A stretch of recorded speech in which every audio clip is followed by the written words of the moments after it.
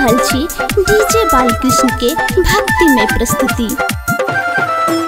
चरण कल जोड़ के ठाड़ छी भोर से, चरण कल जोड़ के ठाड़ छी भोर से, खोलू ने मनया निये दिया ने दर्शनिए, खोलू ने मनया निये दिया ने दर्शनिए।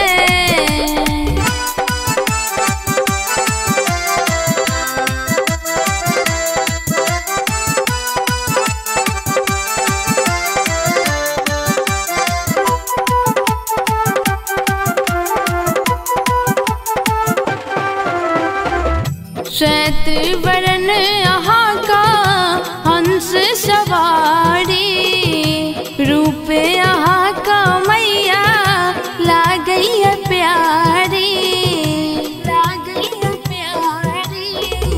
श्वेत वरण यहाँ का हंस सवारी, रूप यहाँ के मैया लागई है प्यारी।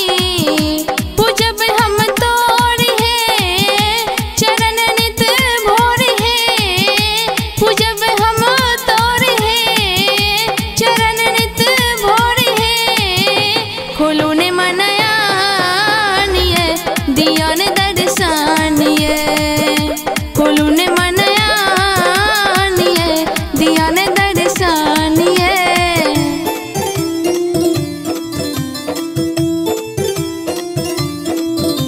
Recording by DJ Balakrishna studio Baheri.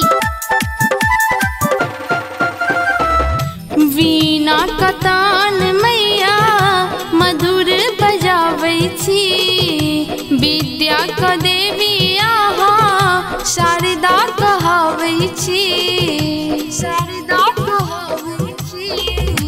वीणा कतान मैया मधुर बजाबै छी, विद्या क देवी